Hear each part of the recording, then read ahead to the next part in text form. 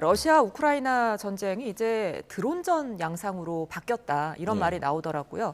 뭐 불 뿜는 드론 그리고 벌떼 드론까지 나왔다던데 이런 드론은 파괴력과 살상력이 어느 정도나 됩니까?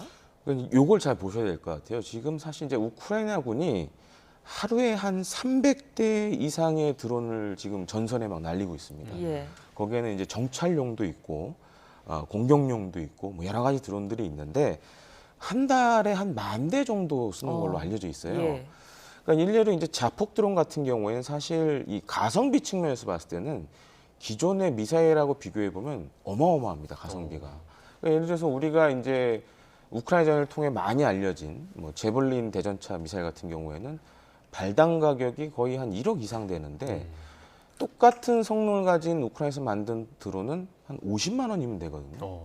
그러다 보니까는 특히 이제 미사일 같은 경우에는 우크라이나에서 제작 못하는 부분도 엄청 많고, 그리고 드론은 사실은 여러 가지 상용 부품을 이용해서 DIY가 가능하기 때문에 그런 측면에서 지금 많이 각광을 받고 있고, 또 한 가지로는 이제 전투의 목적에 따라서 여러 가지 드론을 만들 수가 있습니다. 그래서 지금 이제 화면에 나오는 이제 드래곤 드론 같은 경우에는 예를 들어서 뜨거운 열을 내는 물질을 뭐 그 적이 포진되어 있는 진지에 뿌린다거나 이런 것들을 통해서 러시아군을 물리치는 그런 드론들도 어떻게 보면 이제 자체적으로 개발해서 하고 있는데, 그러다 보니까는 이 드론에 당하는 러시아 입장에서는 좀 굉장히 난처해지죠. 이 드론을 막으려면 또 대공포라든가 뭐 드론을 잡을 수 있는 레이더, 그다음에 전자기적으로 방해할 수 있는 장비, 오히려 드론보다 드론을 막는 장비들이 훨씬 더 비싸다는 또 문제가 있거든요.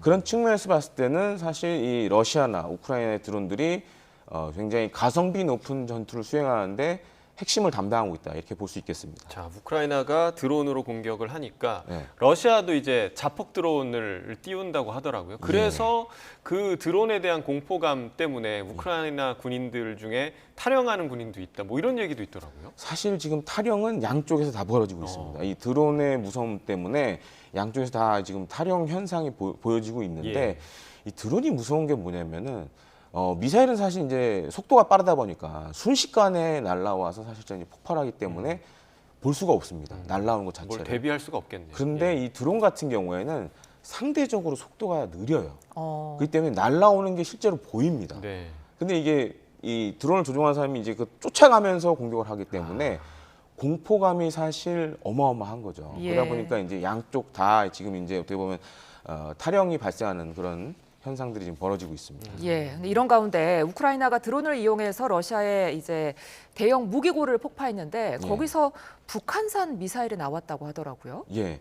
사실 지금 이 특히 러시아 입장에서는 탄약, 여기 뭐 유도무기, 미사일도 포함이 되는데 어마어마한 양의 지금 탄약을 하루에 쏟아부고 있기 때문에 이 지금 탄약이 없으면 전쟁을 못하는 상황입니다. 그래서 사실은 우크라이나에서 좀 많이 떨어진 수백 킬로 떨어진 무기고에 이런 무기들을 지금 북한 같은 경우에는 포탄이나 미사일 등을 받아서 비축을 하고 있는데, 우크라이나가 만든 뭐 자폭 드론이라든지 아니면 미사일에 의해서 지금 어마어마한 피해를 입고 있거든요. 현재 알려진 바에 따르면은 뭐 여러 다양한 탄약고가 있는데 그중 몇 군데가 지금 이제 우크라이나의 자폭 드론에서 폭발이 됐는데, 거기 있던 그 여러 가지 탄약의 양만 거의 5,000톤 정도로 알려져 있고, 또 폭발하면서 인공위성으로도 관측이 됐고, 폭발이 워낙 어마어마했기 때문에 또 한 가지로는 이게 지진계로도 관측이 됐을 정도로 상당량의 지금 탄약을 손실한 걸로 이렇게 알려져 있습니다.